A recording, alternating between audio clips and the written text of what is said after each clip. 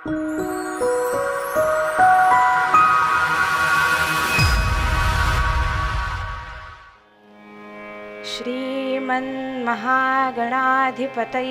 नमः। श्री सरस्वत्यै नमः। श्री गुरुभ्यो नमः। सर्वदेवेभ्यो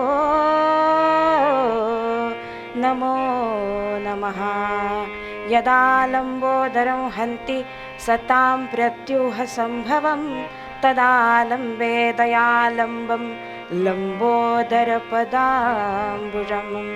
शारदा शारदाम्बोजवदना वदनाम्बुजे सर्वदा सर्वदास्माकं सन्निधिं सन्निधिं क्रियात्। नमस्तस्मै भगवते नारदाय महात्मने कामक्रोधविहीनाय ऋषीणां प्रवराय च। गुरुर्ब्रह्मा गुरुर्विष्णुः गुरुर्देवो महेश्वरा गुरुः साक्षात् परब्रह्म तस्मै श्री गुरवे नमः। मूकं करोति वाचालं पङ्गुं लङ्घयते गिरिं यत्कृपातमहं वन्दे परमानन्दमाधवं।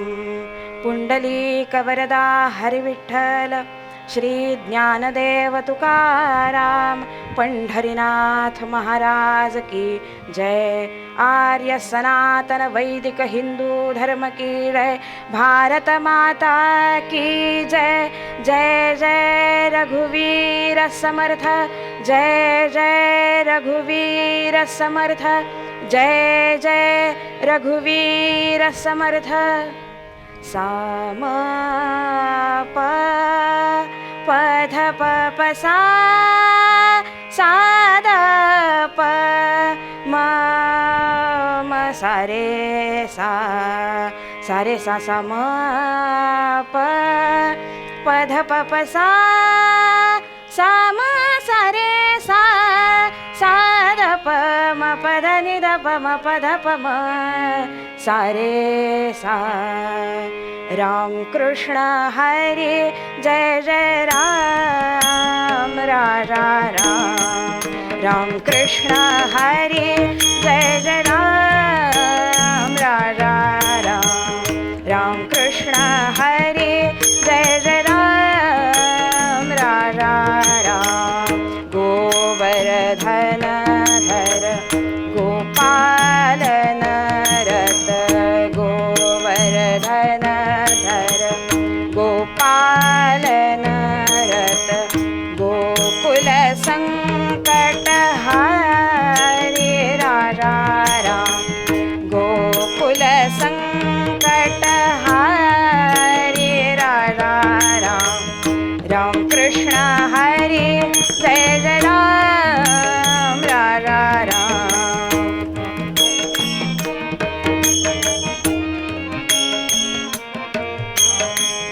राम कृष्ण हरे जय जय राम राजा राम।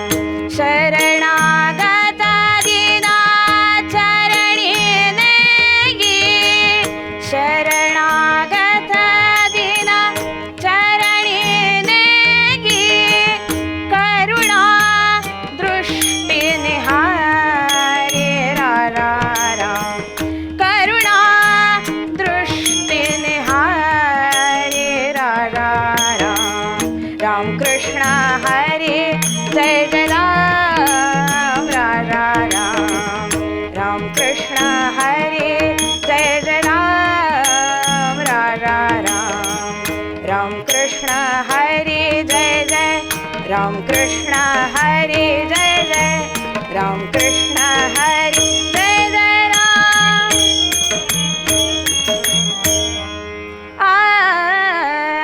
बालकृष्ण चरणी लक्ष लागो। राजा राम चरणी लक्ष लागो। सीताराम चरणी लक्ष लागो। बालकृष्ण चरणी लक्ष लागो। कीर्तन संगे हरि संगे रामा संगे रंगात देह पाहो रे। कृष्णा संगे रंगात देह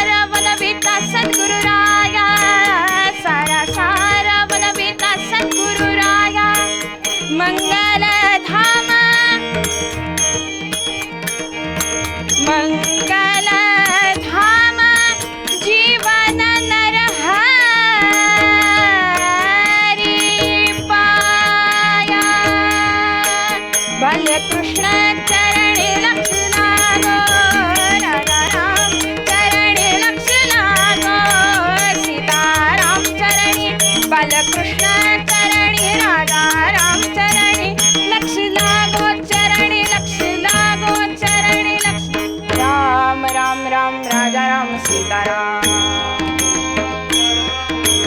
राम राम राम राजा राम सीताराम राम राम राम राजा राम सीताराम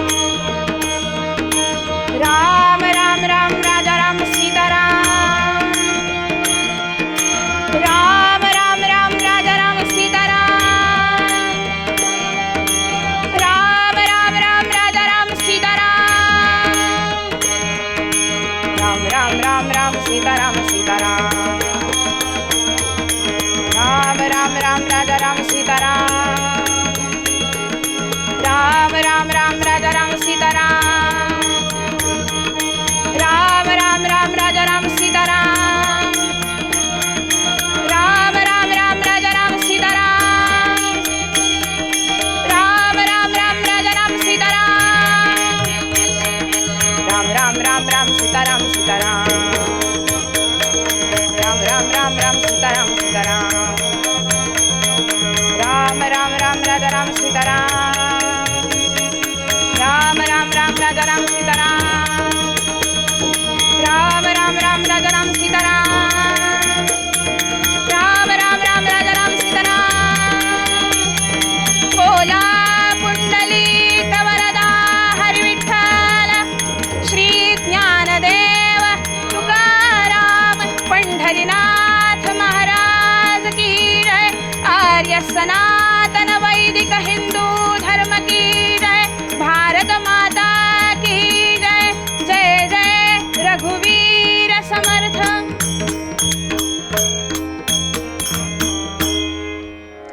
नमस्कार.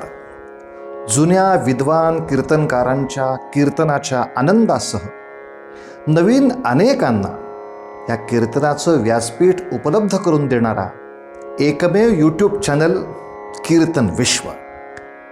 या कीर्तन विश्वचा प्रकल्प 12 वर्ष चालणार आहे. पैकी 5 वर्ष पूर्ण झाली आहेत. अनेक नवीन नवीन कीर्तनकार, अनेक नवनवीन विषय, अनेक नवनवीन मालिका आपण त्यामध्ये सादर केल्या आहेत. तेव्हा हा प्रकल्प आता पूर्णत्वाकडे जाण्यासाठी शक्यतो जेवढी शक्य असतील तेवढी कीर्तनं आपण प्रायोजित करा असं आवाहन करतो. प्रायोजित करणं शक्य नसेल तर यथाशक्ती जी काही आपल्याला मदत करता येईल ती जरूर करा. आणि या आर्थिक मदतीबरोबरच आणखीन एक, आपल्याकडे जुन्या कीर्तनकारांच्या काही संहिता उपलब्ध असतील तरी आमच्याकडे पाठवा. कारण सगळ्या नवीन कीर्तनकारांच्यासाठी एक मोठी कीर्तन संहितांची बँक तयार करण्याचा सुद्धा आम्ही प्रकल्प करतो आहोत. आणि अनेक जुन्या जाणत्या वेगवेगळ्या पठडीतल्या कीर्तनकारांची कीर्तनं ही रेकॉर्ड व्हावीत, आर्काईव्ह व्हावं या दृष्टीनं आपला हा प्रयत्न चालू आहे. तेव्हा असे कोणी कीर्तनकार असतील तरी त्यांची सुद्धा माहिती पाठवा. कार्यालयाचे नंबर आपल्या समोर आहेत. तेव्हा या प्रकल्पासाठी शेअर करा, सबस्क्राईब करा. हा तर विषय महत्त्वाचा आहेच, पण प्रायोजित करा आणि याचबरोबर अनेकांना या प्रकल्पामध्ये जोडून कीर्तन विश्वची बळकटी वाढवत राहा, एवढीच आपल्या सगळ्यांना प्रार्थना. रे ग रे सा रे ग म प ध प म ग रे ग रे सा सदा देव काजी झिजे देह राजा सदा देव काजी झिजे देह राजा सदा राम नामे वदे नित्य वाचा सदा राम नामे वदे नित्य वाचा सदा देव काजी झिजे देह राजा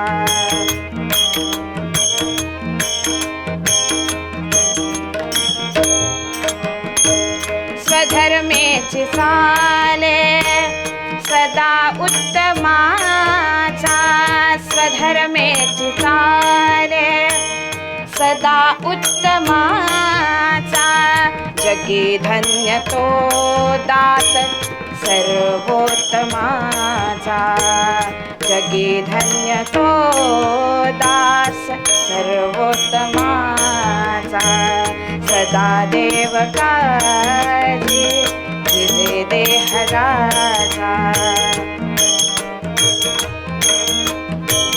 झिजे देह राजा सदा देव काजी झिजे देह राजा झिजे देह राजा झिजे देह जाचा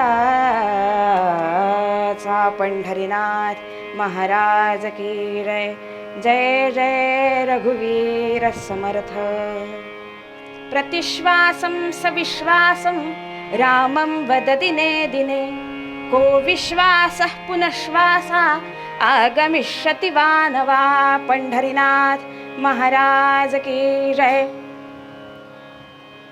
ज्यांच्या पदस्पर्शानं दगडांचा गडही सज्जन झाला असे ते समर्थ महाराज अख्ख्या राष्ट्राला समर्थ करण्यासाठी म्हणून घरातून 12व्या वर्षी बाहेर पडले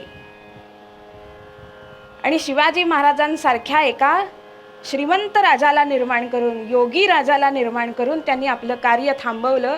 5-5 पादशा ह्या आजूबाजूला असताना सुद्धा ज्यांनी राष्ट्राला समर्थपणे उभं केलं असे ते समर्थ. त्या समर्थांनी महत्त्वाचे 2 बोध लिहिले. एक म्हणजे दासबोध आणि दुसरा म्हणजे मनोबोध. दासबोध आणि मनोबोध या दोन्ही ग्रंथांमध्ये त्यांनी दासांच्या मनाला उपदेश करणारा असा ग्रंथ म्हणून मनोबोध लिहिला आणि दासांनी मनाला उपदेश झाल्यानंतर कसं वागावं ह्याचा विचार दासबोधामध्ये केला. असे ते समर्थ आजच्या श्लोकामध्ये आपल्याला उपदेश करतात. सदा देवकाजी झिजे देहजाचा सदा राम नामे वदे नित्यवाचा स्वधर्मेची चाले सदा उत्तमाचा जगी धन्य तोच सदा सर्वोत्तमाचा. समर्थ म्हणाले तुम्हाला भगवंताचं भक्त व्हायचंय की दास व्हायचंय ते एकदा मनाशी पक्क करा आणि मगच त्या वाटेनं चालू लागा. कारण दास तो असतो जो देवा न केलेलंही कार्य करतो आणि देवाचंही कार्य करतो. म्हणजे देवाने करून दाखवलेलंही काम करतो आणि एखाद वेळे देवावर संकट आलं तरी सुद्धा त्या संकटातून बाहेर काढण्यासाठी म्हणून सुद्धा प्रयत्न करतो. असा तो दास भक्त भगवंताची भक्ती करतो. स्मरणी हातामध्ये असते आणि त्याला असं वाटतं की 108 वेळा भगवंताचं नाम घेतलं की आपलं कार्य संपलं. पण ती स्मरणी हातामध्ये असताना मनामध्ये स्मरण भगवंताचं असेल तर ती स्मरणी हातामध्ये घेऊन उपयोग आहे. पण स्मरण भलत्याच विषयांचं असतं, भलं त्या विषयाचं नसतं. तिथे सगळा घोळ होतो आणि म्हणून समर्थ पहिला मनाला उपदेश करतात की काय तू मनाशी पक्क कर की आपल्याला भक्त व्हायचंय की दास व्हायचंय. अहो भक्त तुम्ही आम्ही सुद्धा होऊ शकतो. आपल्याकडे हिंदू धर्मामध्ये फार सोपं करून ठेवलंय. देऊळ कुठल्याही देवाचं असो बाहेर न जाता जाता चपला पायातनं काढायचा तिथंच नमस्कार करायचा चपलांवरच उभं राहून. का माती लागते हो पायाला म्हणून. तिथंच सरकवायच्या चपला आणि तिथूनच नमस्कार करायचा आणि म्हणायचं भगवंता माझ्या आयुष्यामध्ये सगळं चांगलं होऊ दे. ही आमची भक्ती असते. आम्हाला भगवंतासाठी वेळ नसतो पण भगवंतानी आमच्यासाठी वेळ काढावा अशी मात्र अपेक्षा असते. मग तुम्हा आम्हाला जर का भगवंतानी त्याची मुलं लेकरं म्हणून सांभाळावं असं वाटत असेल तर स्वकर्तव्य स्वधर्म विसरून चालत नाही. भक्त म्हटला की तो फक्त भक्ती करतो. म्हणजे सकाळची पूजा असेल उपासना मार्गातली काही उपासना असेल. पण दास व्हायचं म्हटल्यानंतर उपासना तर केली पाहिजेच. पण आज समजा कळलंय की असा एक यूट्यूबवर चॅनल सुरू झालाय जो फक्त कीर्तनासाठी वापरला जातोय. तर ते कीर्तनासाठी शूटिंग करायला जसं बाकीच्या पिक्चरना वगैरे खर्च येतो तसाच कीर्तनाच्या शूटिंगलाही खर्च येतो. मग हा येणारा खर्च लक्षात घेऊन आपल्या खिशामध्ये असणाऱ्या पैशापैकी काही टक्के पैसे जर का ह्याला दिले या कार्यासाठी दिले तर तो भगवंताचा दास आहे. नाहीतर आम्ही आमच्या देवळांमध्ये उत्सवामध्ये कीर्तन ऐकतोच हो, ती फुकट असतात का? देवस्थान आमचे पैसे भरतंय त्या बुवासाठी. पण भगवंताची भक्ती म्हणजे त्याच्या समोर फक्त जाऊन करणं असं नाही आहे. भगवत कार्यामध्ये जे लोक आहेत त्यांना सुद्धा मदत करणं म्हणजे सुद्धा भगवंताचा दास होणं आहे. म्हणून समर्थ म्हणाले, सदा देवकाजी झिजे देहराचा, सदा राम नामे वदे नित्य वाचा. सदा देवकाजी झिजे देहराचा. देहच का झिजवायला सांगितला हो? उत्तर सोपं आहे. कारण भगवंत हे साध्य आहे आणि साधन हा देह आहे. आता इथून जर का मला रत्नागिरीला जायचं आहे तर रत्नागिरीच्या गाडीमध्ये बसणं म्हणजे रत्नागिरीची गाडी हे माझं रत्नागिरीपर्यंत पोहोचण्याचं साधन आहे. म्हणून मला रत्नागिरीच्या गाडीमध्ये बसलं पाहिजे. तसा तो हा विठ्ठल बरवा हे सिद्ध करण्यासाठी मला देह नावाच्या गाडीमध्ये बसणं आवश्यक आहे. म्हणून देह झिजवायचा. मला सांगा, चोराने चोरी केली तर पोलीस शिक्षा कशाला देतात हो? देहालाच देतात ना, का मनाला देतात? मग देह हे त्याचं साधन आहे आणि साध्य हे भगवंत आहे. म्हणून भगवंतापर्यंत जायचं असेल तर तो ज्या ज्या देहामध्ये वास करून आहे त्या देहांसाठी आपला स्वतःचा देह झिजवणं म्हणजे देवकाज आहे. सदा देवकाजी झिजे देह जाचा, सदा राम नामे वदे नित्य वाचा. पुढची पायरी सांगितली. देह झिजवला, सुरुवात केलीस अगदी गोंदवलेकर महाराजांचं नियत प्रवचन वाचून सुरुवात केलीस की त्यांनी त्या प्रवचनामध्ये सांगितलं, कुटुंबासाठी देह झिजवणं हा महिन्याचा मिळणारा पगार आहे. पण समाजासाठी देह झिजवणं किंवा भक्तांसाठी देह झिजवणं, देव कार्यामध्ये देह झिजवणं हा दिवाळी गणपतीला मिळणारा एकदाचा बोनस आहे. आता पगाराबरोबर बोनसही मिळवायचा की पगारावर समाधान मानायचं हे ज्याचं त्यानं ठरवावं. अशी जरी सुरुवात केलीस तरी एक वेळ हल्ली असा ट्रेंड झालाय की हे तुम्हाला या कार्यासाठी पैसे हवेत ना, अमुक तेवढे पैसे घ्या, अगदी कोरा सुद्धा चेक देतो, पण त्या कीर्तनाला येऊन बसायला सांगू नका, नाम घ्यायला सांगू नका. समर्थ तेच म्हणतायत की दान धर्म करशील, एक वेळ देवकार्याला लागशील सुद्धा, देह त्या कार्यामध्ये झिजवशील सुद्धा, पण जर का या देहावर पवित्रता नसेल तर त्याचा उपयोग काही नाही. मग ती पवित्रता कशाने येईल? मनुष्य जन्माचे करावे सार्थक, ऐसा दे विवेक पांडुरंगा. पुढे म्हणतात, जेणे तुझे चरणी लागे माझी प्रीती, ऐसी दे संगती पांडुरंगा. मग आता संत देहरूपाने शिल्लक नाहीत या पृथ्वीवर. मग संतांचा संग घडायचा असेल तर एक तर त्यांचे अभंग किंवा त्या भगवंताचं नाम, ज्या नामामध्ये संत सतत रत असतात, त्या संतांचा जर का सहवास मिळवायचा असेल तर भगवत नामाशिवाय दुसरा उपाय नाही. बुवा कशावरून? हो, मीराबाईंनी आपल्या भजनामध्ये लिहिताना सांगून ठेवलंय काय की नाम नावाचं जे धन आहे ना, ते असं दिलंय सद्गुरूंनी कायमसाठी आयुष्यामध्ये की ते धन कोणी लुटून नेईल अशी त्याला भीती नाही.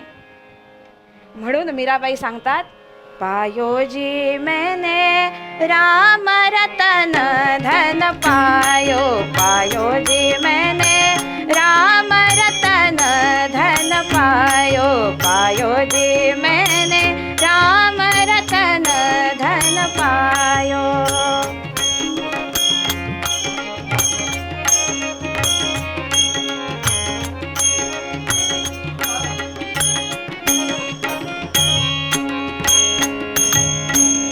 वस्तु अमौलिक दी मोरे सद्गुरु, वस्तु अमौलिक दी मोरे सद्गुरु, कृपा कर अपनायो, कृपा कर अपनायो. पायो जी मैंने राम रतन धन पायो, पायो जी मैंने.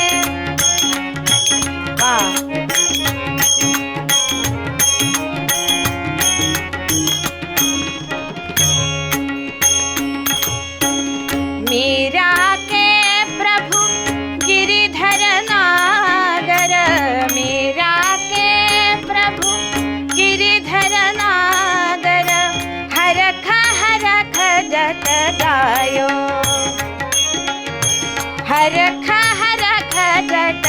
पायो पायो जी मैंने राम रतन धन पायो पायो जी मैंने राम रतन धन पायो पायो जी मैंने राम रतन धन पायो.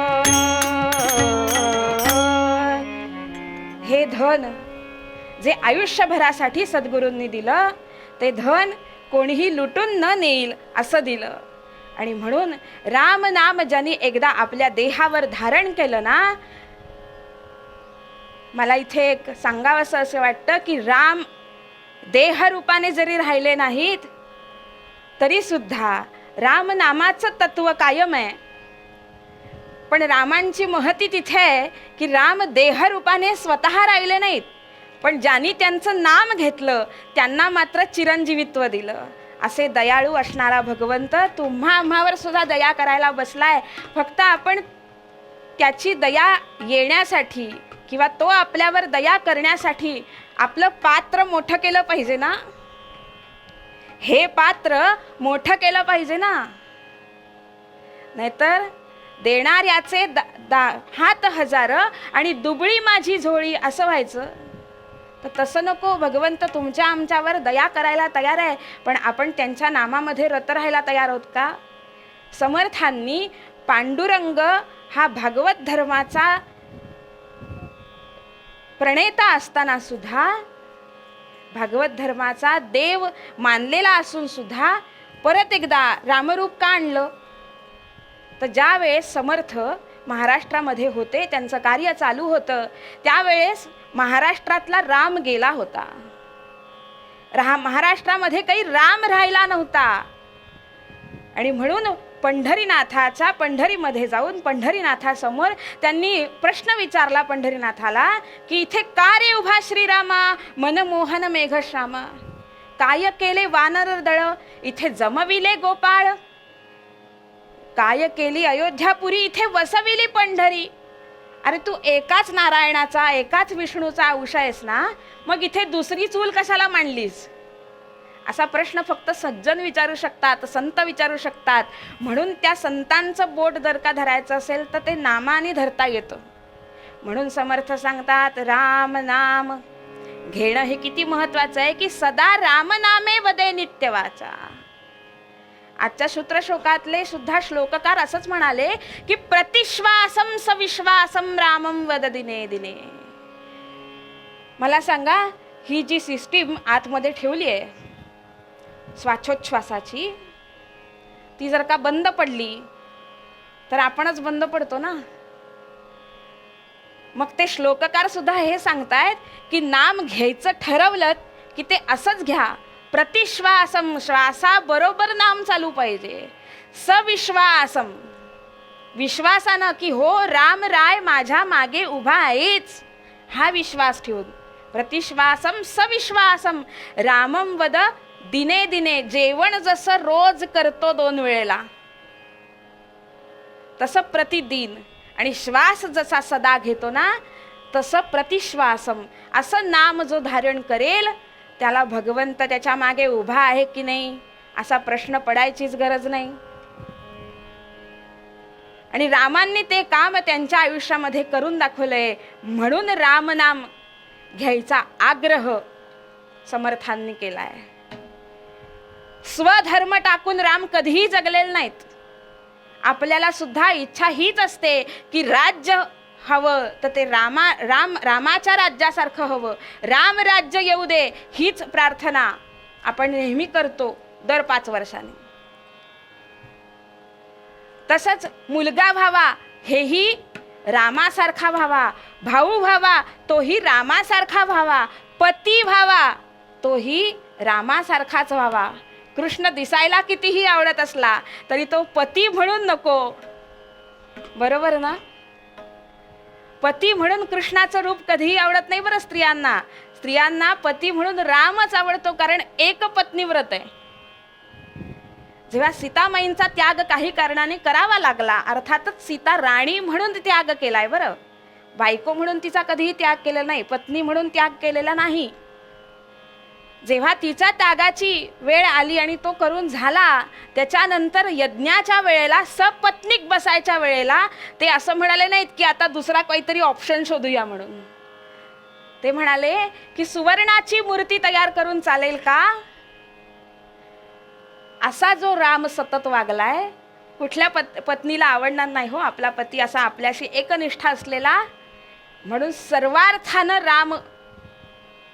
रामो विग्रहवान धर्म हा असं वाल्मिकी म्हणतात. धर्माची जर का देहरूपाने मूर्ती करायची झाली तर ती रामांच्या मूर्तीकडे बघावं. रामो विग्रहवान धर्म हा असं असल्यामुळे रामनामाचा आग्रह समर्थांनी केलाय. सदा रामनामे वदे नित्यवाचा, आणि पुढे होऊन स्वधर्मेची चाले सदा उत्तमाचा, जगी धन्य तोच दास सर्वोत्तमाचा. हे सगळं करत असताना आपल्या कर्तव्याचा विसर ज्या दासाला पडत नाही तो भगवंताचा दास खरा, असं समर्थ म्हणाले. असं महाराष्ट्रातल्या प्रत्येकच संत आपल्याला त्यांच्या आचरणातूनच दाखवून देतात की आपला स्वधर्म विसरून कधीही चालू नका. मला सांगा, जर का सावतामाळी मळा केलाच नसता त्यांनी तर ते कधीतरी पंढरीला गेले असते ना. पण त्यांनी पंढरीच्या वारीपेक्षा आपल्या मळ्यातली वारी जास्त महत्त्वाची ठरवली. म्हणून त्यांनी कधीही पंढरीनाथाला पंढरीमध्ये त्याचं दर्शन न घेता आपल्या मळ्यामध्येच स्वधर्म आचरण करता करताच पंढरीनाथाचं दर्शन घेतलं. अशा कुठल्याही संतांनी आपला स्वकर्तव्य टाकून, कर्तव्य धर्म चुकवून भगवंताच्या मागे जायला सांगितलेलं नाही. म्हणून संतांचं बोट धरावं. आणि तेच समर्थ आपल्याला आजच्या पूर्वरंगाच्या अभंगामध्ये सांगतात की सदा देवकाजी झिजे देहजाचा, सदा रामनामे वदे नित्यवाचा, स्वधर्मेची चाले सदा उत्तमाचा, जगी धन्य तोच दास सर्वोत्तमाचा. सदा आणि सदा दास एकमेकांच्या शब्दांचे फक्त अदलाबदल इकडे तिकडे करायची. म्हणजे अक्षरांची अदलाबदल इकडे तिकडे केलीत की सदा दास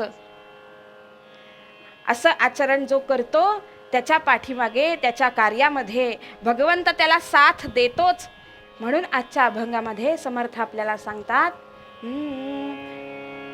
सदा देव काजी झिजे देहजाचा, सदा देव काजी झिजे देहजाचा, सदा राम नामे वदे नित्यवाचा, सदा राम नामे वदे नित्यवाचा, सदा देव काजी झिजे देहजाचा, सदा देव काजी झिजे देहजाचा.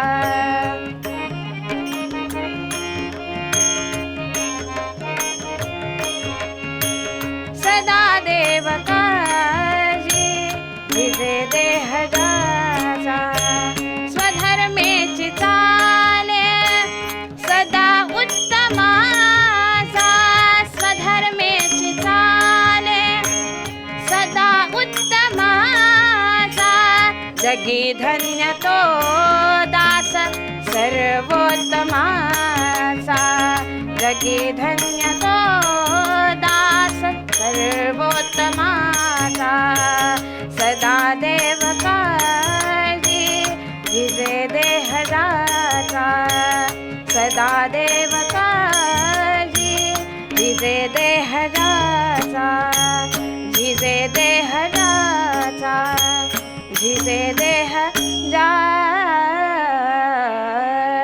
पंढरीनाथ महाराज की जय. 2 मिनिटं भगवंताचं नामस्मरण करूया आणि आख्यानाकडे वळूया. रघुपती राघव राजा राम, पतित पावन सीताराम, रघुपती राघव राजा राम, पतित पावन सीताराम, रघुपती राघव राजा राम, पतित पावन सीताराम,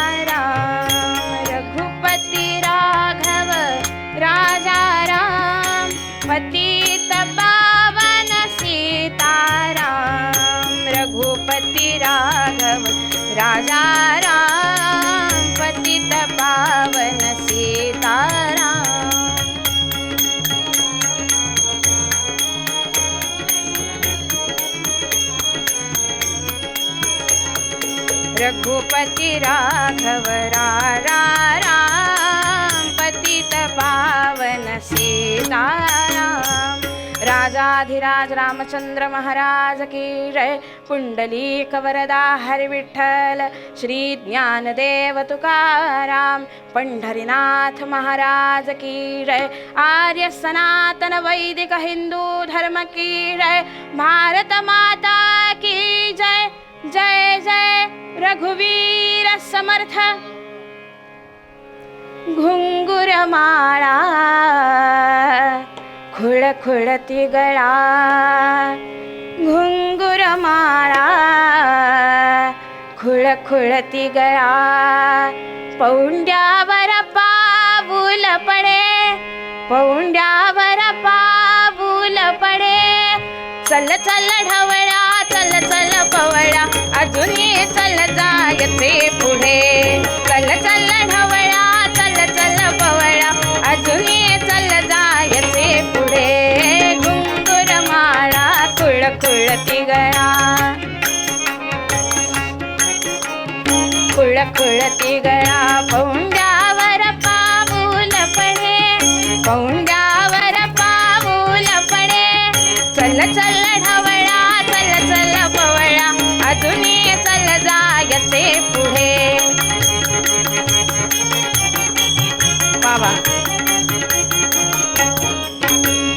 हा पलीकडला डोंगर उतरण, हा पलीकडला डोंगर उतरण। चंद्रभागेच्या तीरावरी, चंद्रभागेच्या तीरावरी, पांडुरंग श्री विठ्ठल आहे 28 युग विटेवरी।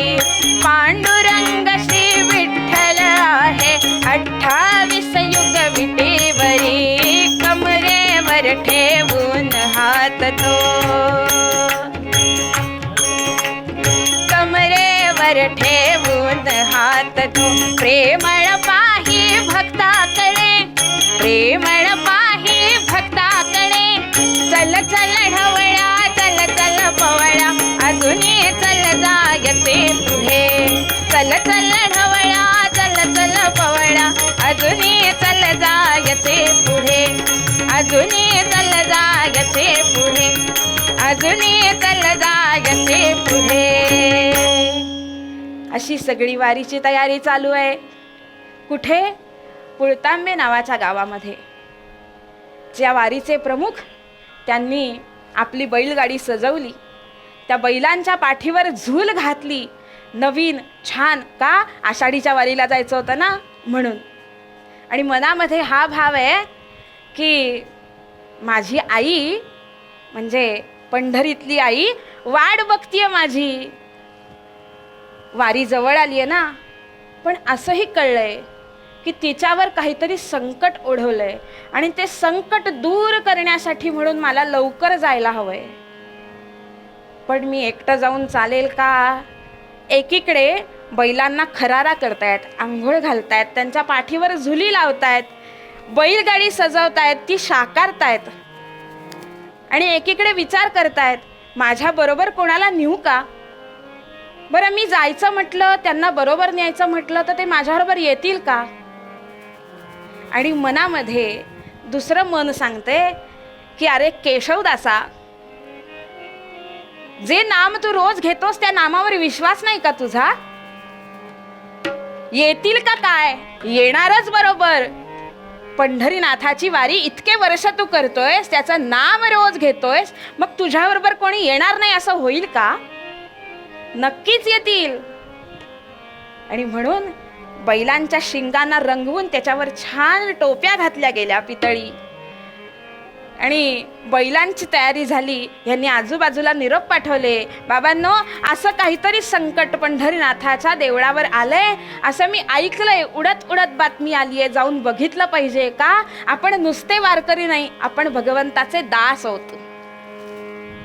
जिथे संकटाचा काळ आहे तिथे जाऊन ते संकट दूर करणं हे दासांचं काम आहे ना। आपल्याला लवकर गेलं पाहिजे, सगळ्यांनी तयारी करा। आणि म्हणून ज्यांनी त्यांनी आपापली गाठोडी बांधली, शिदोरी घेतली, एका बैलगाडीमध्ये ठेवली आणि निघाले महाराज. विठूचा गजर हरिनामाचा झेंडा रोविला, विठूचा गजर हरिनामाचा झेंडा रोविला. वाळवंटी चंद्रभागेच्या काठी डाव मांडिला, विठूचा गजर हरिनामाचा झेंडा रोविला.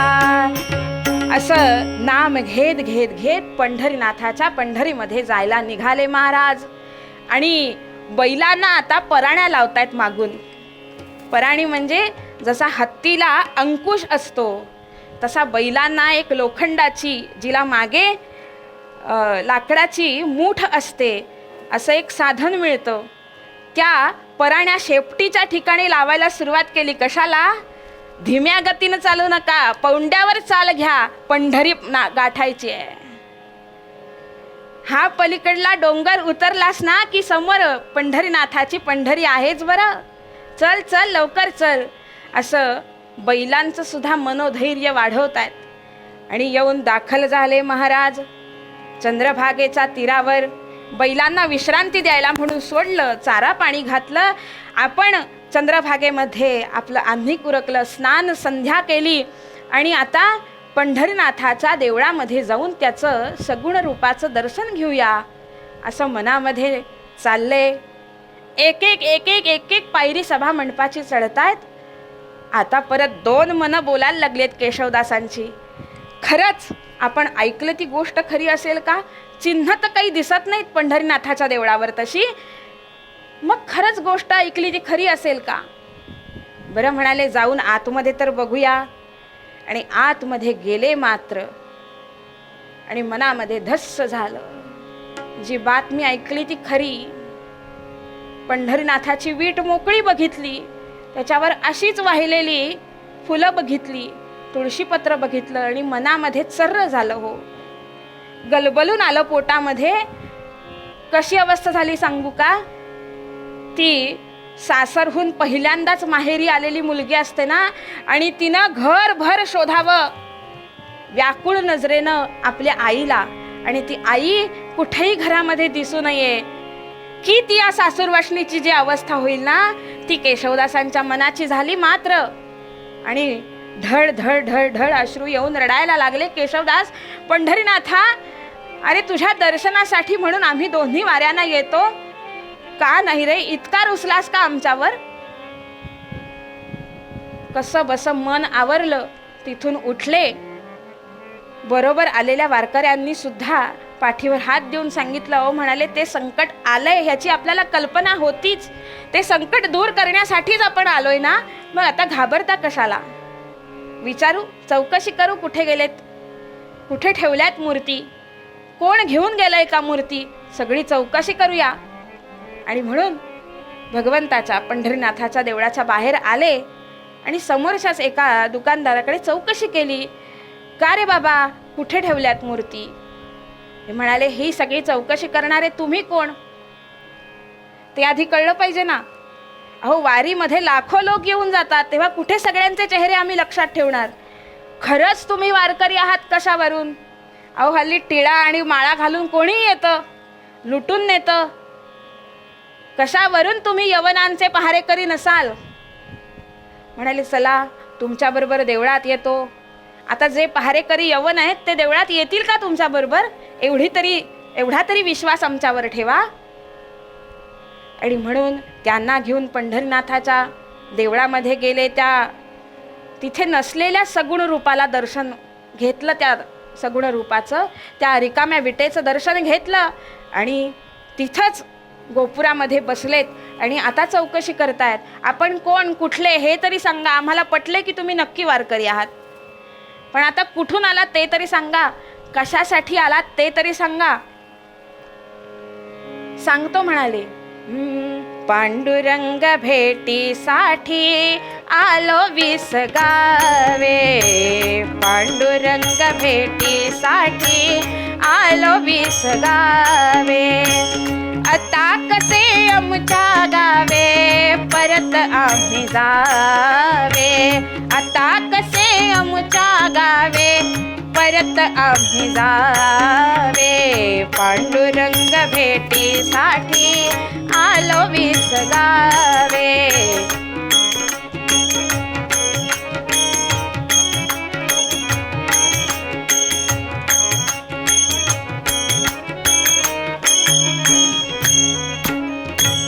गोष्ट ऐकली की आम्ही देव बंदी केला, गोष्ट ऐकली की आम्ही देव बंदी केला. म्हणून आज आलो खोटे खरे पाहण्याला, म्हणून आज आलो खोटे खरे पाहण्याला. देव नाही त्या देवारी कसे आम्ही जावे, देव नाही त्या देवारी कसे आम्ही जावे. पांडुरंग भेटीसाठी आलो 20 गावे, पांडुरंग भेटीसाठी आलो 20 गावे, भेटीसाठी आलो 20 गावे, आलो 20 गावे, आलो 20 गावे. 20 गाव नावाच्या गावाहून आम्ही या वारीसाठी आलो. आणि का लवकर आलो तर आम्हाला अशी गोष्ट कळली की पंढरीनाथावर काहीतरी संकट आलंय, आणि म्हणून ते आलेलं संकट काय आहे आणि आपण त्याचं निराकरण करू शकतो का असं बघण्यासाठी म्हणून आम्ही लवकर आलोय. तेव्हा आता सांगा लवकर, कुठे ठेवल्यात मूर्ती? म्हणाले असेच देवळाच्या समोरून खाली जा आणि समोरच्या रस्त्याला 4 गल्ल्या दिसतील, त्यातल्या पहिल्या जाऊ नका, दुसऱ्या जाऊ नका, तिसऱ्या जाऊ नका, चौथ्या गल्लीमध्ये जा.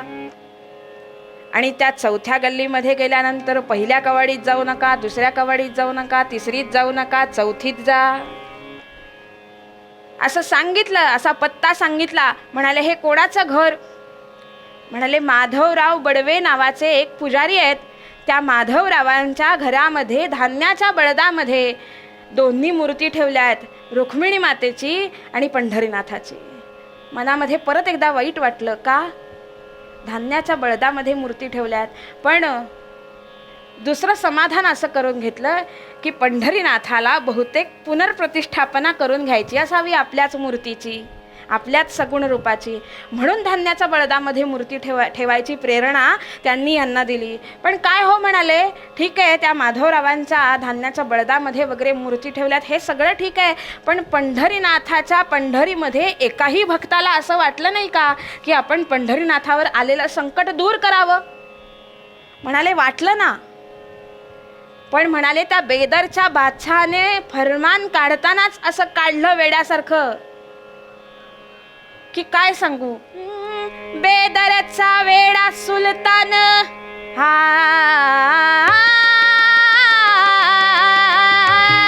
बेदरचा वेडा सुलतान झाला हैवान, काढले फरमान पंढरीचं देऊळ टाका पाडून, पंढरीचं देऊळ टाका पाडून. आता तिथं मशीद घ्यावी बांधून, आता तिथं मशीद घ्यावी बांधून. मूर्ती पूजेची पुसावी खुणार जी, जी जी मूर्ती पूजेची पुसावी खुणार जी, जी जी मूर्ती पूजेची पुसावी खुणार जी, जी जी जी जी जी. अहो म्हणाले त्याने फरमान काढणं इथपर्यंत ठीक आहे, पण तुम्ही ते वाचवण्यासाठी, ते फरमान रद्द करण्यासाठी काही प्रयत्न केलेत की नाही? अहो म्हणाले केले की. 1-2 वेळा नाही, 6 जण गेले, पण 6 पैकी 1 सुद्धा परत आला नाही. मग घाबरले सर्व वारकरी, घाबरले सर्व वारकरी, भीवरे तिरी जमली सारी. बादशाहासी करू विनती, बादशाहासी करू विनती. निषेधाचा ठराव करू पुढती, निषेधाचा ठराव करू पुढती. लोकशाहीची हीच रीती जी, जी जी लोकशाहीची हीच रीती जी, जी जी लोकशाहीची हीच रीती जी, जी जी जी जी जी. अहो म्हणाले या कृत्यामुळे आम्ही घाबरलो, 1 2 नाही 6 जण घेऊन गेले अर्ज की फरमान रद्द करा, पण त्याच्यापैकी कोणाला तरी त्यांनी अटकेत टाकलं, कोणाला विषाचा प्याला दिला आणि 6 पैकी 6ही जण इथे परत आले नाहीत. मग आम्ही घाबरणार नाही का? आमच्याकडे अशी काय ताकद आहे? त्याच्याकडे किती सैन्य आहे? त्याच्याकडे किती शस्त्रास्त्र आहेत? बरं, दया माया क्षमा त्याच्याकडे काहीही नाही. अहो, चांबडी सुद्धा सोलवेल असे हे यवन. घाबरलो हो आम्ही. अहो म्हणाले, सगळ्याच गोष्टी काही शक्तीने करायच्या असतात असं नाही, काही गोष्टी युक्तीनं सुद्धा करायच्या असतात. म्हणाले, मी माझ्याकडे असलेली थोडीशी मंत्रविद्या या कार्यासाठी खर्ची घालायला तयार आहे, पण माझ्या पाठीशी कोणी उभे राहाल का तुमच्यापैकी? आणि तिथल्याच 3-4 वारकऱ्यांना घेतलं, आपल्याबरोबरचे सुद्धा वारकरी घेतले आणि माधवरावांकडे आधी म्हणाले, जाऊन भगवंताच्या सगुण रूपाचं दर्शन घेऊया की पुढची प्रेरणा सुचेल. आणि म्हणून माधवरावांच्या घरी गेले योग्य पत्त्यावर आणि ओसरीवर जाऊन उभे राहिले. मात्र केशवदास खळदिशी काहीतरी फुटल्याचा आवाज आला. आता हे सकाळची वेळ असल्यामुळे ती माधवरावांची पत्नी स्वयंपाकघरामध्ये पोळ्या लाटत होती. आता तिनं हा फुटलेला आवाज ऐकला.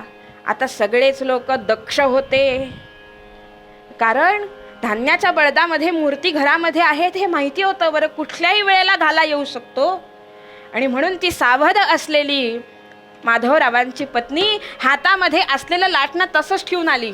म्हणाले, एखादे रट्टा द्यायला लागला तर देऊया. अशी ती धावत आली लाटणं घेऊन. आणि नुसती धावत आली नाही, तिनं येता येताच आरडाओरडा केला, अरे चोर आले, चोर आले, चोर आले. लागून लागून असलेल्या घरांमध्ये आवाज ऐकू गेला. तेव्हा त्र्यंबक विठ्ठल नावाची वस्तू घरामध्ये नव्हती, म्हणजे टीव्ही ती घरामध्ये नसल्यामुळे लोक एंगेज नसायची. व्हॉट्सअप नावाचा शत्रू नव्हता, त्याच्यामुळे लोकांना आजूबाजूचं भान असायचं. आणि म्हणून ते भानावर असलेले सगळेजण आपल्या हातात मिळेल ते शस्त्र घेऊन आले. मुसळ, काठी, लाठी, सोट्या. तेव्हा ही सगळी शस्त्र घरामध्ये असायची बरं का, अगदी तलवारी बंदुका नसल्या तरी एवढी तरी शस्त्र असायची. आणि म्हणून हाताला मिळेल ते शस्त्र घेऊन जो तो आपल्या घरातनं बाहेर पडला. आणि एकदम एवढे सगळेजण आपल्याच दिशेने येताना बघितल्यानंतर केशवदास घाबरले हो. आता यांनी घराला फेऱ्या मारायला सुरुवात केली. उजवीकडनं डावीकडे, जसं देवालयामध्ये आपण भगवंताच्या भोवती प्रदक्षिणा करतो तसं यांनी माधवरावांच्या घराला प्रदक्षिणा घालायला सुरुवात केली.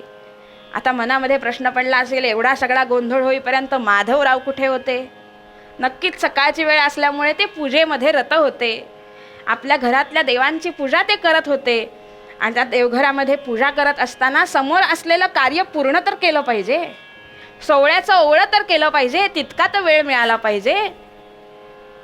कसा तरी हा गोंधळ ऐकू यायला लागल्यावर त्यांनी ती पूजा अक्षरशः गुंडाळली, सोहळ्याचं ओवळं केलं आणि माधवरावांच्या ओसरीवर बघायला आले नक्की काय गोंधळ चाललाय. आणि गोंधळ काही क्षणातच त्यांच्या लक्षामध्ये आला. हे उजवीकडनं डावीकडे फेऱ्या मारत होते. ह्यांनी डावीकडनं उजवीकडे जाऊन केशवदासांच्या खांद्याला धरून थांबवलं. म्हणाले, थांबा हो, कशासाठी एवढा जीवाचा आकांत करताय? त्यांना थांबवलं आणि त्यांच्या पायावर लोटांगण घातलं. बाकीच्या शेजारपाजारच्या आलेल्या लोकांनी आपली बोटं आश्चर्याने आपल्याच तोंडात घातली. अहो म्हणाले, जेव्हापासनं ह्या मूर्ती धान्याच्या बळदामध्ये ठेवल्यात तेव्हापासनं शेजाऱ्या पाजाऱ्या रोजच्या माणसांवर सुद्धा हा माणूस संशय घेतो. आणि आज हा माणूस आलाय तो कोण, कुठला, कुठच्या गावचा, चौकशीही न करता याच्या पायावर लोटांगण घेतो. म्हणजे झालं तरी काय? माधवरावांना कारण विचारल्यावर माधवरावांनी सांगितलं, आज पंच उषक्काली मला असा दृष्टांत झाला भगवंताचा. माधवा माधवा तुझी ओसरी चढून पायरी आल्या जोवरी कुलूप बळदाचे, कुलूप बळदाचे. गळून या पडेला पाय धरी रे त्याचे, गळून या पडेला त्याचे धरी रे त्याचे धरी रे त्याचे माधवा. त्याला तो माझा ठिकाणा दावणे, प्रत्यक्ष तोच माझी मूर्ती समजणे, तोच माझं काम करणार आहे ही खूण लक्षात घे.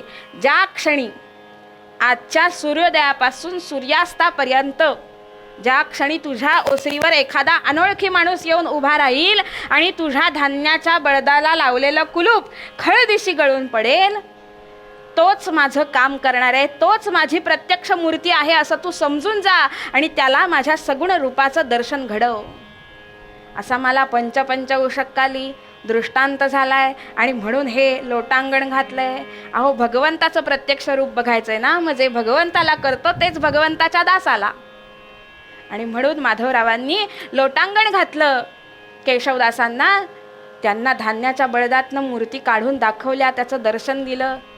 त्या मूर्तीच्या पायावर मस्तक ठेवलं मात्र आणि मनामध्ये शरीरामध्ये एक वेगळ्याच प्रकारची ऊर्जा निर्माण झाली आणि प्रेरणा मिळाली की नक्की काय करायचं आहे आपल्याला.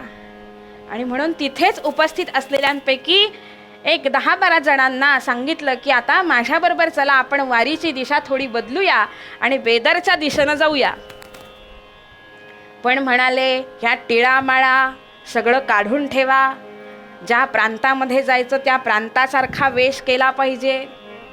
आणि म्हणून टिळामाळा काढायला लावल्या. का? संशय यायला नको म्हणून, घाबरत होते म्हणून नव्हे. संशय यायला नको आपल्यावर, आपलं कार्य पूर्ण होईपर्यंत म्हणून सांगितलं. आणि वेशांतर करून निघाले महाराज. मनामध्ये एकच विचार की भगवंतावर आलेलं संकट दूर करायचं. आणि बेदरमध्ये येऊन पोहोचले.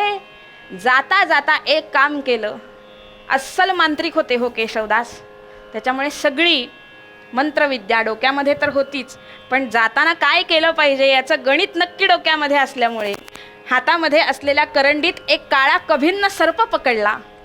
जातिवंत, ज्याच्या फणीवर 10चा आकडा होता, असा काळा कभिन्न सर्प पकडला, करंडीमध्ये ठेवला आणि घेऊन गेले. वेशीवरच असलेल्या एका धर्मशाळेमध्ये राहिले, मुक्काम केला. आणि अजून एक कार्य तिथे जाऊन असं करायचं होतं बेदरमध्ये की त्या बेदरच्या बादशहाच्या पदरी जे राजवैद्य म्हणून काम करत होते ना, ते होते मल्लिकार्जुन अयाचित. त्या मल्लिकार्जुन अयाचितांनी नाव शंकराचं धारण केलं होतं, पण जो बादशाह शंकराची मंदिरं पाडण्यासाठी म्हणून प्रेरणा होत होता, प्रेरणा देत होता, फरमानं काढत होता, अशा बादशहाची नोकरी करत होते. असा सगळा विनोद महाराष्ट्रामध्ये सुरू होता. त्याच्यामुळे त्यांचीही कान उघडणी करायची होती की आपल्या निष्ठा, आपल्या विद्या कोणाच्या पायी व्हायच्या याचा विवेक ठेवा. आणि म्हणून त्यांनाही त्यांचं डोकं थारावर आणायचं होतं. अशी 2 कामं तिथे जाऊन करायची होती. एक म्हणजे बादशहाकडनं ते फरमान रद्द करून घ्यायचं होतं आणि दुसरं म्हणजे त्या मल्लिकार्जुन अयाचितांना आपल्यामध्ये म्हणजे वारकऱ्यांमध्ये समाविष्ट होण्यासाठी गळ घालायची होती. नवे नवे करूनच आणायचं होतं. अशी 2 कार्य ठरवून गेले. त्या धर्मशाळेमध्ये निवास केला. दुसऱ्या दिवशी पहाटे पहाटे पंचउषक्काली उठले, आन्हिक आटपलं. त्या करंडीमधला सर्प बाहेर काढला, तो मंत्रानं भारला आणि मग सगळी मजा मजा सुरू केली. तो सर्प बादशहाचा नाही तर बेगमच्या महालाच्या बाहेर नेऊन सोडला. आता हा सगळा उद्योग दिवस उजाडता उजाडता सुरू झाल्यामुळे सगळेजण घाईत होते. महालामध्ये कोण येतंय कोण जातंय कळत नव्हतं. त्याच्यामध्ये पटकन तो सर्प सोडून दिला बेगमच्या बेडच्या खाली, बेगमच्या दिवाणाच्या खाली सोडून दिला आणि त्यानं आपलं काम योग्य दिशेनं केलं. तो बादशाहला नाही तर बेगमला जाऊनच चावला. काय गुप्तहेर खातं असेल नाही आपल्या सगळ्या वारकऱ्यांचं. बेगम एकच नव्हती हो बादशाहला, त्यातली लाडकी कुठली जिला साप चावल्यानं बादशाहच्या हृदयाला त्रास होईल हे वारकऱ्यांना माहिती होतं आणि म्हणून त्या लाडक्याच बेगमला बरोबर जाऊन चावला बरं का तो. अशा सगळ्या मंत्रविद्या या भारतामध्ये त्या काळी नवे नवे आजही आहेत, फक्त त्याचा योग्य दिशेनं उपयोग आपण करत नाही, एवढंच आहे. तर त्या आवडत्या बेगमला साप जाऊन चावल्यानंतर सगळी घालमेल सुरू झाली हो त्या बेगमची. आणि मग राजवैद्यांना बोलावलं गेलं. पण ते राजवैद्य म्हणजेच मल्लिकार्जुन अयाचित, त्यांनी बघूनच एकंदर गणित ओळखलं. म्हणाले हा आपल्याच्यानं काही उतरण्यातला नाही. पण त्यांनी सगळे प्रयत्न केले, कारण प्रयत्न केले नसते तर नंगी तलवार ठेवलेलीच होती हो मानेवर. त्याच्यामुळे त्यांनी प्रयत्न सगळे केले. छा झालं, छू झालं, फा झालं, फू झालं, पण कशानं काही तो सर्प त्याचं विष उतरेना. आता यांनी नाटक काय करायचं हे धर्मशाळेमध्ये ठरवलेलं असल्यामुळे जो माणूस सर्प सोडायला म्हणून गेला होता तो तिथून परत आलाच नव्हता. तो तिथेच थांबून राहिला होता. म्हणाले काय गोंधळ चाललाय तो बघूया. आणि जसा हा गोंधळ सुरू झाला, मल्लिकार्जुन अयाचितांचे सगळे प्रयत्न थकले. त्यावेळेस बरोबर बाहेर उभा असणाऱ्या वेषांतर करून आलेल्या वारकऱ्यानं जाऊन सांगितलं काय की आम्ही वाटसरू आहोत, आम्ही असेच पुढे चाललोय आणि तुमच्या दरबारामध्ये गोंधळ ऐकला की कोणाला तरी साप चावलाय असं ऐकलं. आमच्या वाटसरूंमध्ये एक निष्णात मांत्रिक आहेत जे कुठल्याही पद्धतीचा सापाचं विष उतरवतात. बोलवू का त्यांना? अहो म्हणाले चौकशी करण्यात वेळ घालवू नका, आयोग बियोग स्थापन करायला आपल्याला वेळ नाही आता. तेव्हा बोलवू नका, त्यांना पालखी घेऊन जा आणि घेऊन या, कारण त्यांना चालत यायला वेळ लागेल ना, तितकाही वेळ लागायला नकोय, कारण लाडकी बेगम आहे. आणि म्हणून त्यांना पालखी पाठवली. पहिला विजय केशवदासांचा इथेच झाला. ज्या पंढरीनाथाच्या देवळाचं ह्यांनी नामोनिशाण मिटवायला सांगितलं होतं, तिथे मशीद निर्माण करायला सांगितली होती, त्या पंढरीनाथाच्या एका भक्तासाठी पालखी पाठवली. इथंच पहिला विजय झाला. आणि पालखीत बसून केशवदास आले. बादशहानं नाव विचारलं, आपलं नाव काय? म्हणाले थांबा हो, चौकशी नंतर करा, आधी ज्या कामासाठी आलो ते काम करू दे. आणि म्हणून असं मंत्रविद्येमध्ये काही शास्त्र असतं की त्यांनी तो सर्प पुन्हा एकदा बोलवला, त्यानं आपलं विष काढून घेतलं आणि तो सर्प परत करंडीमध्ये जाऊन बसला. बुवा खरंच असं असतं का? आता हे कीर्तन ऐकल्यानंतर कोणीतरी अंधश्रद्धा निर्मूलनवाले एखादे फोन करतील, तर मला फोन न करता आजही महाराष्ट्रामध्ये असे अनेक मांत्रिक आहेत ज्यांच्याकडे या विद्या आहेत, त्यांना जाऊन विचारा की असं काही असतं का. आता जे गाथेमध्ये उल्लेख आहेत ते आम्ही कीर्तनकार सांगणार हो. त्याप्रमाणे केशवदासांच्या माहितीमध्ये ही माहिती आहे की त्यांनी तो सर्प परत बोलवला, त्यांनी ते विष उतरवलं. आणि आता बादशहाने ओळखलं नसलं तरी मल्लिकार्जुन अयाचितानं यांना ओळखले की हे केशवदास आहेत. पुळतांब्यातले 20 गावातले आपल्याच कवाडीला कवाडी लागून असणारे, तेही मांत्रिकाचंच घर आहे ने हेही मांत्रिकाचंच घर आहे. पण अशी ख्याती होती की ह्या 2 घरांमधून विस्तव जात नाही. हाड वैर होतं यांचं. आणि म्हणून आपल्या घरामध्ये जो श्वान पाळला होता, कुत्रं पाळलं होतं मल्लिकार्जुन अयाचितानं, त्या अयाचितानं नाव ठेवलं होतं त्या कुत्र्याचं केशवदास. इतकं हाड वैर होतं.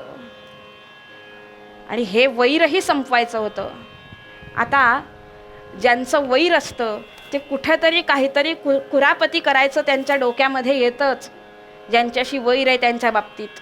आणि म्हणून हे त्यांच्याही बाबतीत, केशवदासांच्याही बाबतीत मल्लिकार्जुन अयाचितांच्या डोक्यामध्ये आलंच, असं काहीतरी गंमत करायचं. ज्या क्षणी बेगमचं विष उतरलं आणि ती पूर्ववत झाली, त्या क्षणी बादशहांनी सांगितलं, अहो बसा, तुमच्यासाठी आमच्या मल्लिकार्जुन अयाचितांनी स्पेशल आसन केलंय. आणि म्हणून बघितलं तिकडे आणि लक्षात आली यांनी काय गंमत करून ठेवली आहे ती. त्यांनी हात केला, केशवदासांनी त्या आसनाकडे नुसता हात केला. उडविले जे आसन जेव्हा,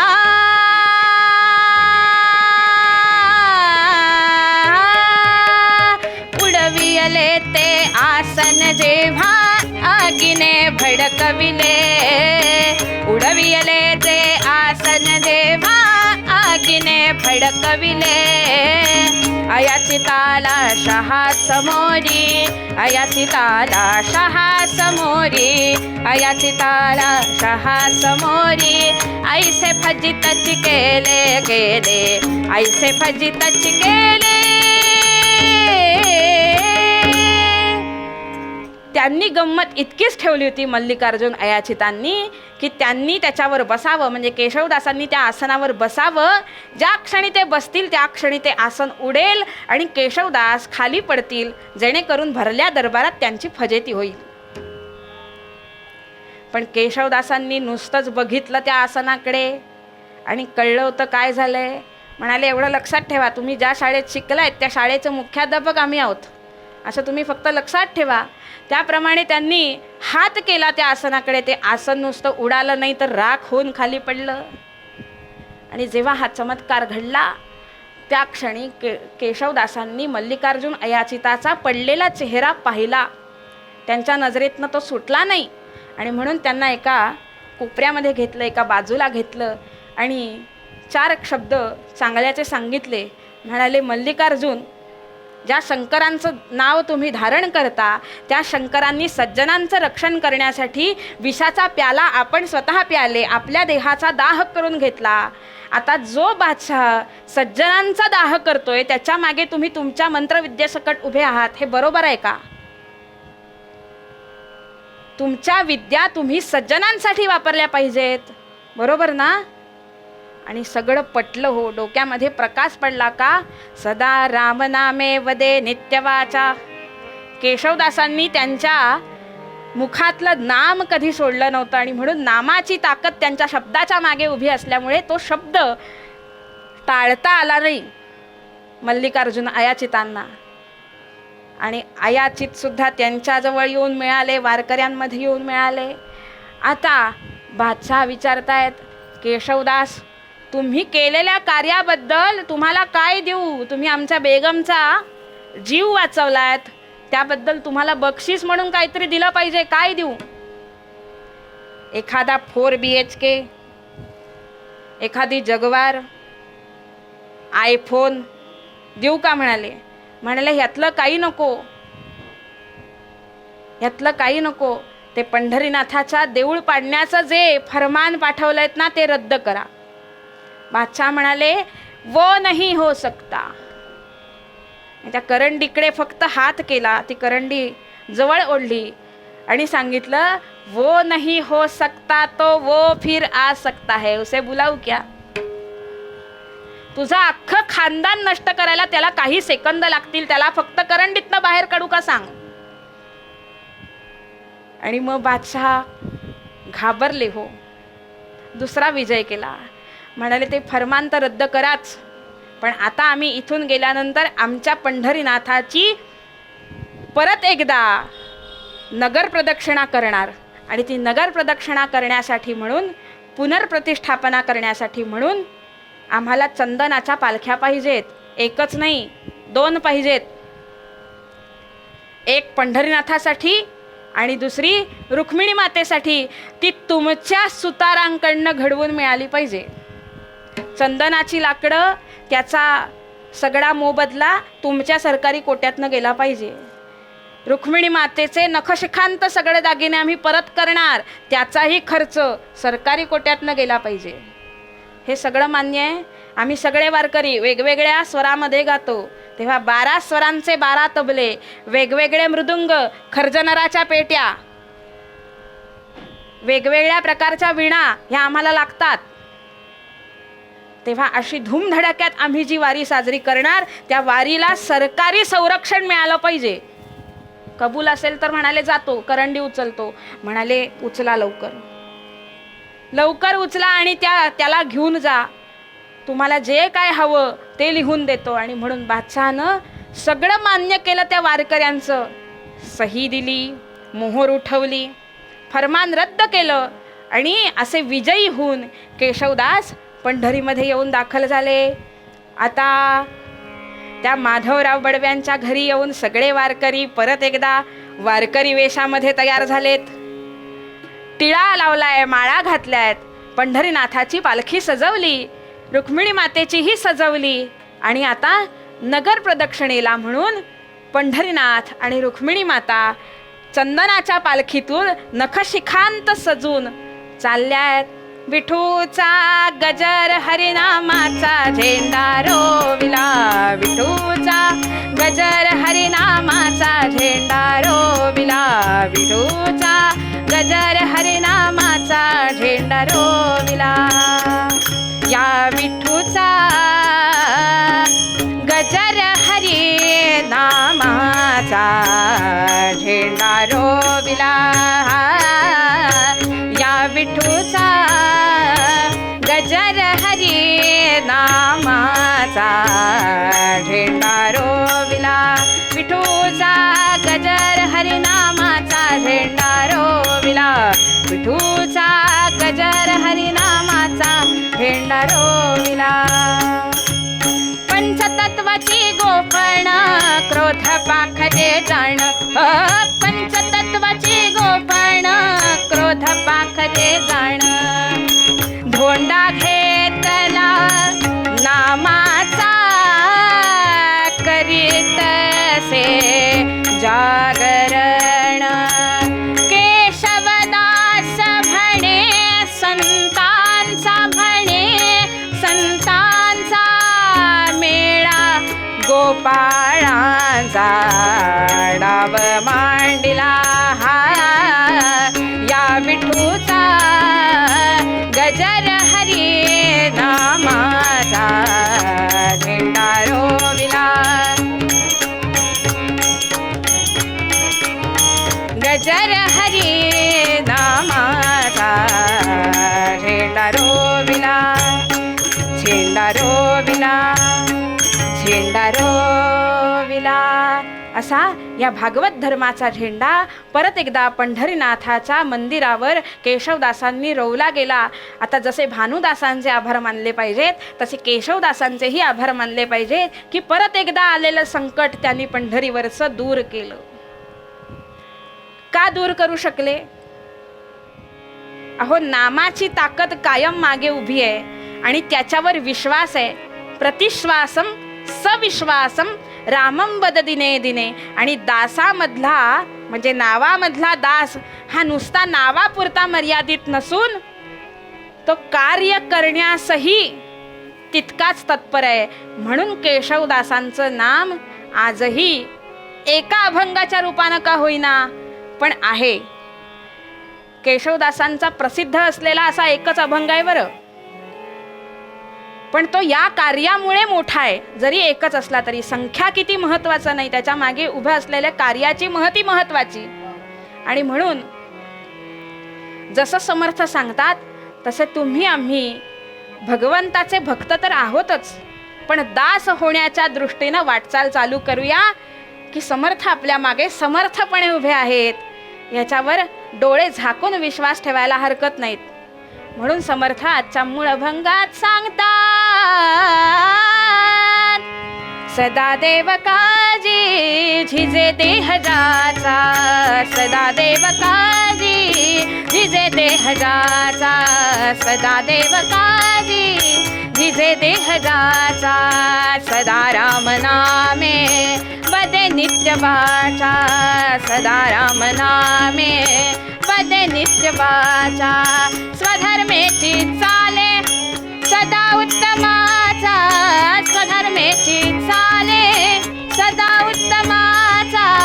जगी धन्य तो दास सर्वोत्तमाचा, जगी धन्य तो दास सर्वोत्तमाचा, जगी धन्य तो दास सर्वोत्तमाचा, सर्वोत्तमाचा, सर्वोत्तमाचा.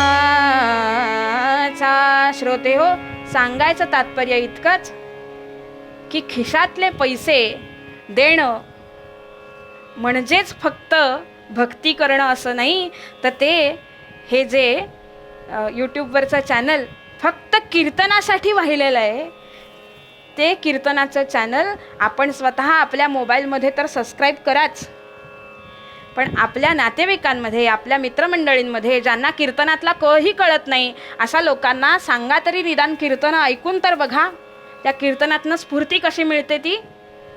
असं आपण भगवत कार्य करूया. आणि म्हणून हे कार्य करण्यासाठी संतांनी जे दान मागितलं ते मागूया, आरती करूया की कीर्तन संपेल. हेची दान देगा देवा तुझा विसर न व्हावा, गुण गाईन आवडी हेची माझी सर्व गोडी. न लगे मुक्ती धन संपदा संत संग देगा सदा, तुका म्हणे गर्भवासी सुखे घालावे आम्हासी. जय जयाजी देवर्षी नारदा कीर्तन आचार्या, जय जयाजी देवर्षी नारदा कीर्तन आचार्या. प्रेमाने ओवाळू आरती, प्रेमाने ओवाळू आरती तुझला मुनिवर्गा. जय जयाजी देवर्षी नारदा कीर्तन आचार्या, जय जयाजी देवर्षी नारदा कीर्तन आचार्या.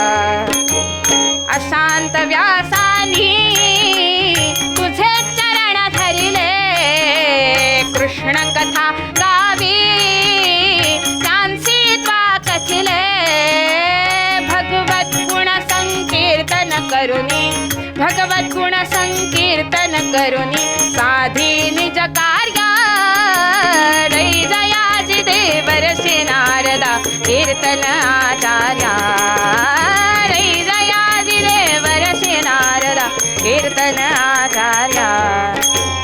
ऐकून तव वचना ग्रंथ निर्मिलेला, कृष्ण कथा रसतो भागवती कथिला. दर्शन देता परमाज्ञाने, दर्शन देता परमाज्ञाने शांत व्यास चरिया. जय जयाजी देवर्षी नारदा कीर्तन आचार्या, जय जयाजी देवर्षी नारदा कीर्तन आचार्या. प्रेमाने ओवाळू आरती, प्रेमाने ओवाळू आरती तुझला मुनिवर्गा.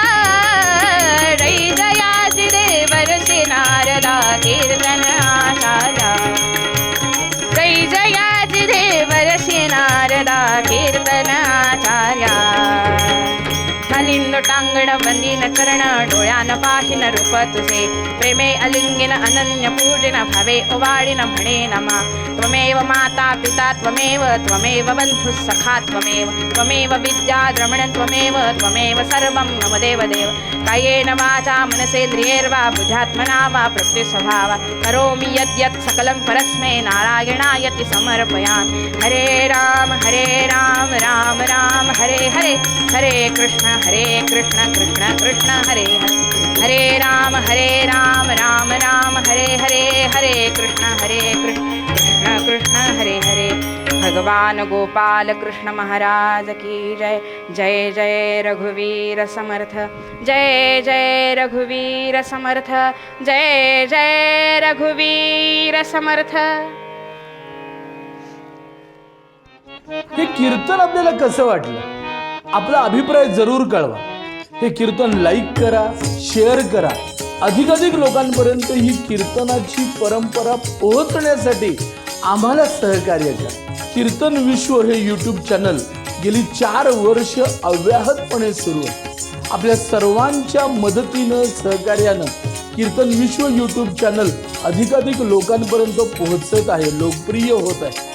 मी आपल्या सगळ्यांना विनंती करतो की आपल्या क्षमतेप्रमाणे आपण प्रत्येकानं किमान एक तरी कीर्तन प्रायोजित करा.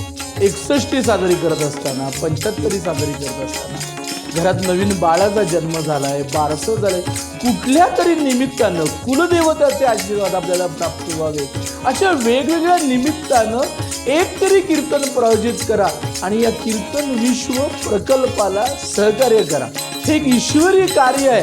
आपण सगळ्यांनी याच्यामध्ये सहभागी व्हावं आणि या परंपरेचं जतन करावं, संरक्षण करावं आणि संवर्धन करावं, अशी मी आपल्या सगळ्यांना विनम्र प्रार्थना करतो.